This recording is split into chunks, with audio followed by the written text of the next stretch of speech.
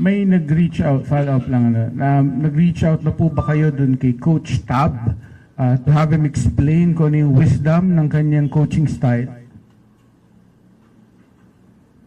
May nag-reach out na, kausap niyo na ho ba siya to explain yung kanyang coaching style?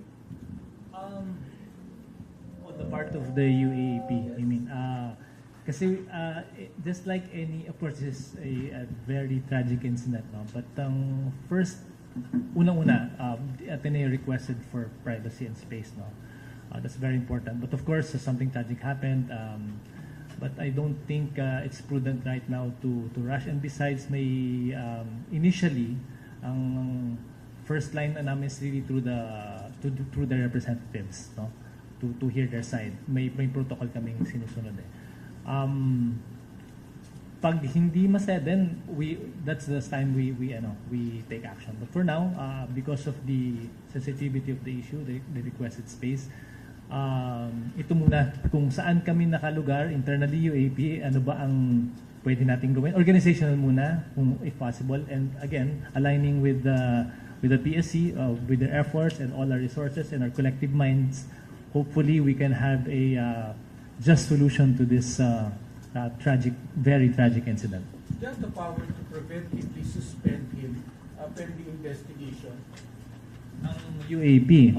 Well, I know this sounds but technically prevented him suspended kasi immediate yan eh. But right now, I know this sounds but wala namang basketball eh.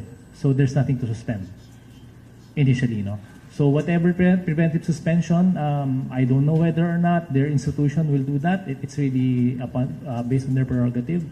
So insofar as we're concerned, the season, the basketball season for that matter, has not begun.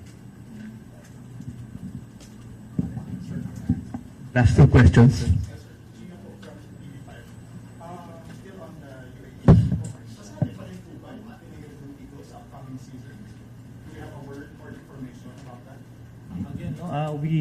We go where the evidence leads. We are now in the process of gathering information, waiting for official reports that have been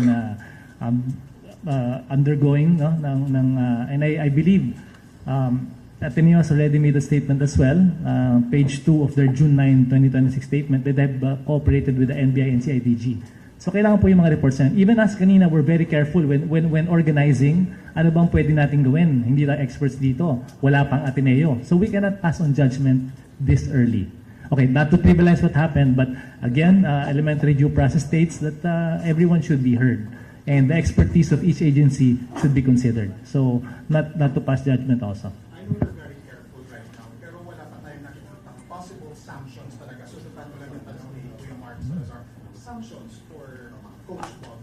Again, no, we have to go where the evidence leads. So wala pa. Kasi pati yung preventive suspension, may mga purpose. It's not actually a penalty. It's not a sanction. It is a preventive measure, no, to destroy administratively. It's to para wag maapektuhan yung witnesses or to destroy evidence. But insofar as the UAP is concerned, wala naman siyang access to any UAP record and there's no one to influence in the board. So yung preventive suspension is maybe entirely up to the member school, no?